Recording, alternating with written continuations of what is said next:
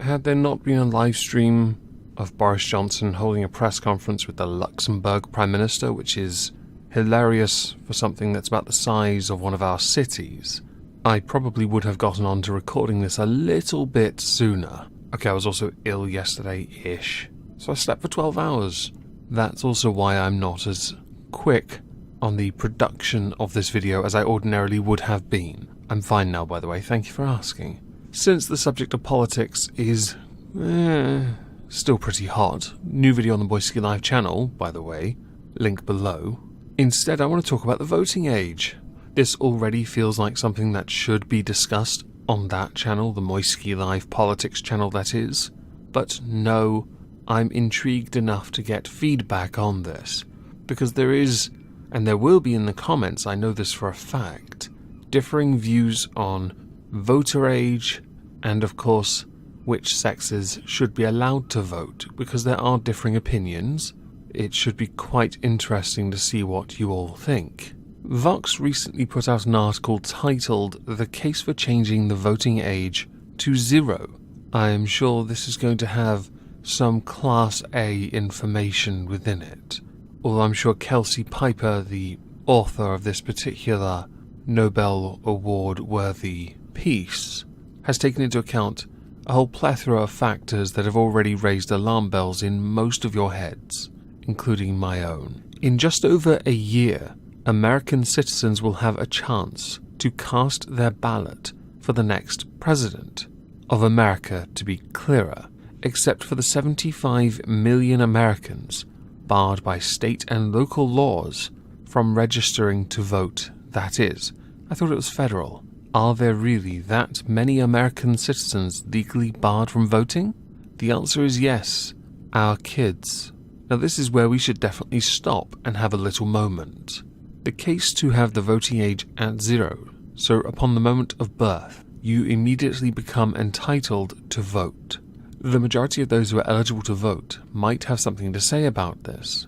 Not because, yes, you're a citizen, it is your right to speak on politics, but because, if the voting age is taken to 0, those children need to understand what they're voting on, which is the whole point to begin with. Granted, as an outsider, I see your politics as nothing more than a glorified soundbite-riddled popularity contest, with a sprinkling of policy. But if you're going to vote for someone, you need to know what that person stands for. I'm not entirely sure where one would truly be able to do that. Where's the age cutoff, where someone has then had enough time to fully understand on their own, because let's face it, if you're having others force-feed you information, chances are they're not giving you the full scope.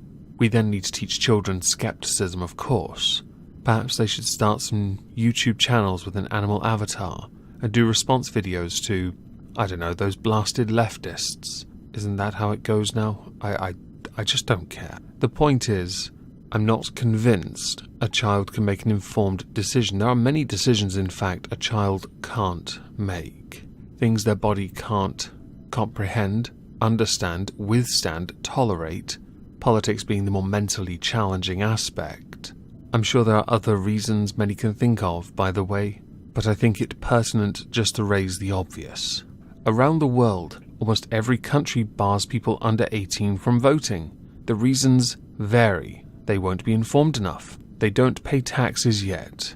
They can't serve in the military yet. They tend too liberal. They tend too rebellious.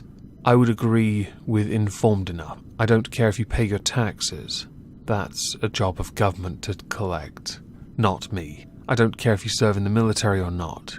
There are trends that do indicate younger people are more liberal, and they become, as they grow older, more conservative. That doesn't mean, though, their politics have shifted, more that what is deemed to be liberal has shifted. And, of course, conservative. But, of course, and I have to say it again, that's not always the case. I accept it. And I don't care if children are rebellious. I believe only informed enough is accurate. It's hard to teach politics when politics is always changing, and how you teach politics when you could yourself be biased by your own politics is a challenge. But the rule persists even in the face of a generation of passionate, smart and informed teenage activists. Do not use that Swedish activists for climate stuff. who, while sailing across an ocean with a team of people on a very, very expensive yacht, flew back. Yeah, you go, girl. You saved the world. In the last year, they've been encouraging signs that we might rethink this.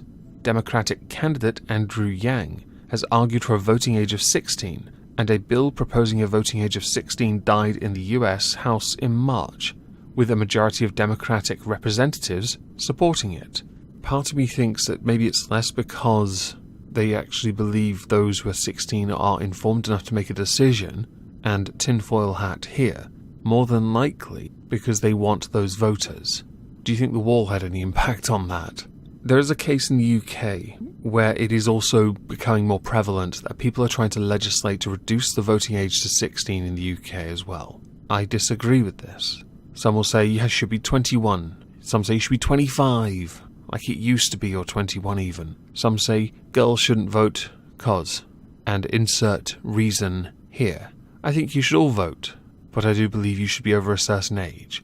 It should be considered less as a privilege bestowed upon you because of your age, and more something that has been assessed and then designated a privilege bestowed on age based on how informed someone can truly be at that age. Perhaps in time it should go down to 16 as younger children tend to get smarter than their predecessors. Perhaps in time it could change, but I do not believe or have yet to see proof that that is the case. We in the United Kingdom don't teach anything in the area of politics.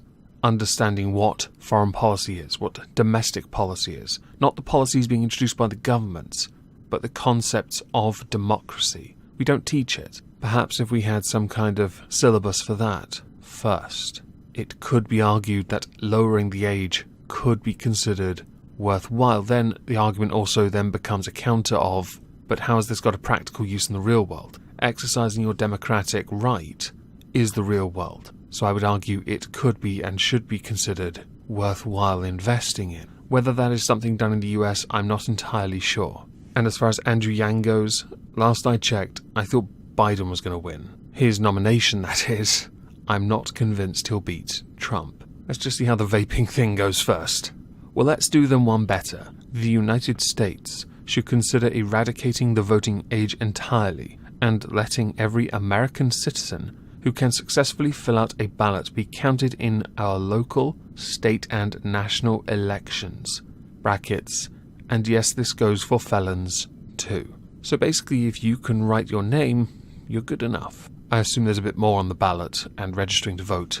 In America, I don't know. As far as felons go, no. I personally don't think someone who has forfeited their rights, depending on the crime, I think, as well, it should be an argument that should, maybe considered, debated. Let's go with debated. Whether a felon should, a perp, criminal, whatever, should have the right to vote, when since you're in prison, you've lost your rights. My colleague, Matt Unpronounceable, made the case for this 4 years ago, and since then, it's only become more apparent that our current system is failing kids, and that they are competent to fight for a better one. Press X to doubt. Enfranchising the last 75 million American citizens is the right thing to do, and there's some evidence suggesting it will lead to a more engaged, more informed electorate that can at last do right by some of its most vulnerable constituents. You don't suppose this is because turnout for the last election was absolutely abysmal now, do you? Some arguing that this has invalidated the result because not enough people bothered to vote in it. I'm going to skip down to the 4 reasons why we need to get rid of the voting age, because it has 4 reasons, and I think each one should be given a few moments of consideration. 1. The whole concept of a voting age is kinda unprincipled, which can be simplified to suffrage, and a small concession made at the end of happy to have the voting age lowered to 16, initially as Yang has proposed. 2. The case for democracy can't rest on voters being rational, informed agents. Indeed, there's a strong case for democracy that doesn't. You're right, because your democracy, as I earlier stated, was a soundbite-riddled popularity contest with a sprinkling of policy. Your argument against this being that research had suggested that voters are not informed at all, and then proceeding to dump on democracy-ish. That said, I do agree with the idea that getting kids more interested and engaged in politics could start at a younger age if we encourage them to be more interested and engaged in politics. I don't believe giving them the right to vote at a younger age will be that. So you are wrong and you're kind of right, but mostly wrong. 3. Voting as kids will turn young people into better citizens and likely increase participation their whole lives, which is a considerably long segment, which can be simplified to assertions, assertions, assertions. 4. Kids have the same or even greater stake in political issues than adults do, or because they're the future. This argument is old, and you basically mentioned this quite a few times. I hope I've answered all of that adequately by saying you are prattling and spewing absolute tosh. Congratulations. You finished the article on the subject of 2 reasons why we shouldn't do this debunked, where there's a common counter-argument to giving children the vote. Won't a lot of parents use this to effectively just get their kids to vote the way they do? Yes, because kids are very easily impressionable. And 2, if their kid is going to vote for the wrong presidential campaign, won't they scold or threaten them? Yes, because parents are manipulative. Parents obviously want what's best for their kids, and therefore they will believe what they believe with the candidate they have selected, and therefore encourage their kid to vote for them. If they go against that, they're going to be a bit annoyed. Some will be disappointed. Some will respect it. It's why we don't let kids vote. You need to be an adult to vote. Families are torn apart on a regular basis because of politics, because people disagree fundamentally. It is almost common for children to vote against their parents, to be honest. Getting an adult to make an adult decision, because it is an adult decision. Consider that the tautology of the day. You're welcome. Now, for those who are interested, as I am done with this article, link to it below. Of course, if you want to read the entire thing. I shall be streaming tonight over on Twitch, because I'm trying to be more consistent everywhere.